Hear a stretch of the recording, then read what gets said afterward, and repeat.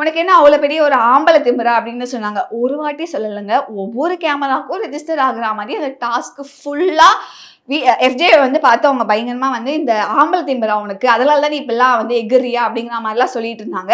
சரி, அது கூட ஏதோ ஹீட் ஆஃப் த மொமெண்ட்ல அந்த சலசலப்பு நடந்துச்சு அப்படின்னு விட்டுருக்கலாம். அதுக்கப்புறமா வந்து நேத்துமே என்ன சொல்றாங்க அப்படின்னா, பிரவீன் அவர்கள் தான் வந்து இப்ப கேப்டனா இருக்காரு. ஸோ அப்படி இருக்கும்போது அவரை பார்த்து வந்து நேத்து ஒரு பிரச்சனை நடந்துச்சு. வினோத் அவர்களுக்கும் வாட்டர்மெலன் ஸ்டார் அவர்களுக்கும் ஒரு சண்டை நடந்துச்சு.